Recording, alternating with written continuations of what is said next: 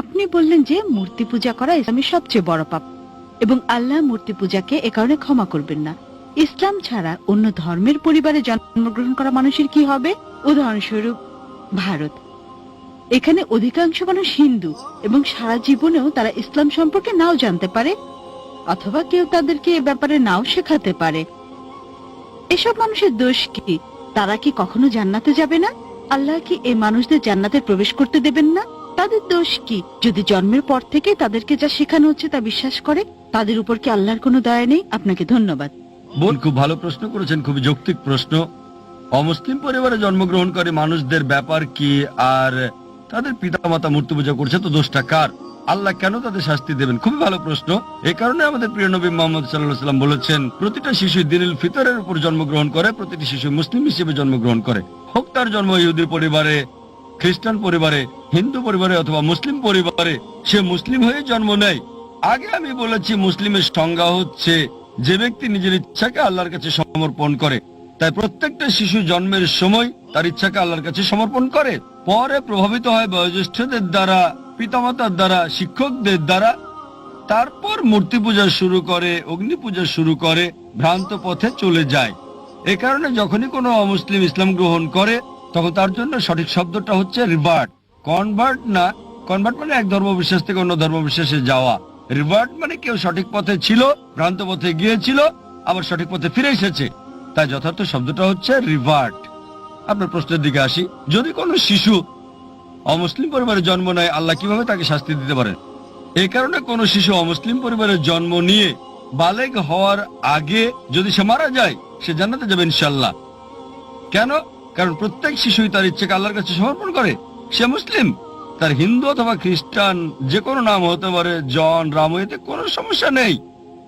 কিন্তু যদি শিশু বলে গণ্য হয় আর যদি সে অবস্থায় মারা যায়, তাহলে জান্নাতে যাবে, মুসলিম বা অমুসলিম যে পরিবারে সে জন্মগ্রহণ করুক না কেন। পরবর্তীতে যখন সে বড় হয়ে ওঠে এবং বালেগ হয়, তখন সে দায়ী হয় তার নিজের কাজের জন্য।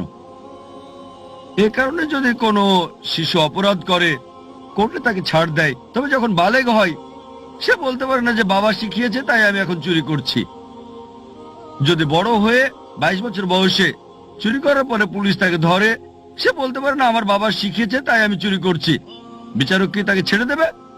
যদি 5 বছর বয়স হয়, বিচারক বলতে পারেন ঠিক আছে, সে শিশু, তার জ্ঞান বুদ্ধি হয়নি। কিন্তু যখন প্রাপ্তবয়স্ক হয়, তখন যদি বিচারককে সে বলে আমি চুরি করছি কারণ আমার বাবা শিখিয়েছে, তাকে ক্ষমা করা হবে না। প্রত্যেক ব্যক্তি তার কর্মের জন্য দায়ী। যখন কেউ প্রাপ্তবয়স্ক হয়, তখন তার দায়িত্ব হচ্ছে সত্য অন্বেষণ করা। আমাদের মুসলিমদের দায়িত্ব অমুসলিমের কাছে বাণী পৌঁছানো। ওই লোকটা বাণী গ্রহণ করুক বা না করুক, মানুষকে মুক্ত করে দেওয়া হলে যেটা হয়, দুটো সম্প্রদায় আছে যারা 1950 সালের আগে আধুনিক সভ্যতার কোনো ছোঁয়া পায়নি। একটা হলো কাপাউকি সম্প্রদায়, অন্যটা অ্যাস্টোরিয়ান অ্যাবরিজিনস। এই সম্প্রদায়গুলো 1950 সালের আগে আধুনিক সভ্যতার ছোঁয়া একেবারেই পায়নি। আর গবেষণা করে তাদের জীবন পদ্ধতি সম্পর্কে জানা গেছে যে সেটা ইসলাম ছাড়া আর কিছুই না। কিন্তু তারা নিজেদের মুসলিম বলে না, এক স্রষ্টা বিশ্বাস করে স্রষ্টার কোনো প্রতিমা নেই, কোনো প্রতিমূর্তি নেই। স্রষ্টার উপাসনা করার সময় তারা মাটিতে সেজদা দেয়, সবই ছিল ইসলামের মতো, শুধু নাম ছাড়া। তাই কোনো শিশুকে প্রভাবিত করা না হলে সে আল্লাহর কাছে নিজের ইচ্ছাকে সমর্পণ করে এবং সঠিক পথেই থাকে। প্রাপ্তবয়স্ক হওয়ার পরে আমাদের মুসলিমদের দায়িত্ব হচ্ছে ইসলামের বাণী অমুসলিমদের কাছে পৌঁছানো। যদি আমরা না পৌঁছাই, আল্লাহ আমাদের হিসাব নেবেন, তিনি আমাদের হিসাব নেবেন। কিন্তু আমরা আমাদের কাজ করি বা না করি, আমরা দায়ী হব। কিন্তু কোরআনে আল্লাহ বলেন, সূরা ফুসিলাত অধ্যায় নম্বর 41 আয়াত নম্বর 53, সানুরিহিম আয়াতিনা ফিল আফাকি ওয়া ফি আনফুসিহিম হাত্তা ইয়াতাবায়্যানা আন্নাহুল হক। আমি তোমাদেরকে আমার নিদর্শনাবলী দেখাবো দূর দিগন্তে আর তাদের নিজেদের মধ্যেও, যতক্ষণ না তাদের কাছে স্পষ্ট হয় এটাই সত্য। আল্লাহ নিজেই দায়িত্ব নিয়েছেন যে তিনি নিজেই প্রত্যেক মানুষের কাছে সরাসরি বাণী পৌঁছে দেবেন। যদি কোনো মুসলিম তার কাজ নাও করে, সে ভালো বা মন্দ যায় উদাহরণ দেখ, আল্লাহ প্রত্যেকটা মানুষের অন্তরে উদয় করবেন, হোক মুসলিম বা অমুসলিম, সত্য সম্পর্কে, এক স্রষ্টা সম্পর্কে। তাই একবার বাণী পৌঁছার পর ওই মানুষটা মানতেও পারে নাও মানতে পারে, এটা ভেবেও মানতে পারে যে আমি যদি ইসলাম গ্রহণ করি আমার পছন্দনীয় বিষয়গুলো বর্জন করতে হবে, অ্যালকোহল বাদ দিতে হবে, ডেটিং ডান্সিং বাদ দিতে হবে এবং অন্যান্য বিষয় যেগুলো হারাম, ওই বাণী গ্রহণ নাও করতে পারে, তখন সে দায়ী হবে।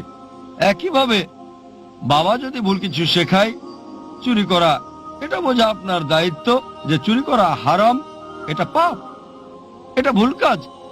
সে বিচারকের কাছে গিয়ে বলতে পারে না যে আমার বাবা শিখিয়েছে তাই আমি চুরি করি। একইভাবে আল্লাহ তার বাণী সরাসরি পৌঁছাচ্ছেন প্রত্যেকটা মানুষের অন্তরে, হক সম্পর্কে, স্রষ্টার একত্র সম্পর্কে, যে মূর্তি পূজা নিষিদ্ধ।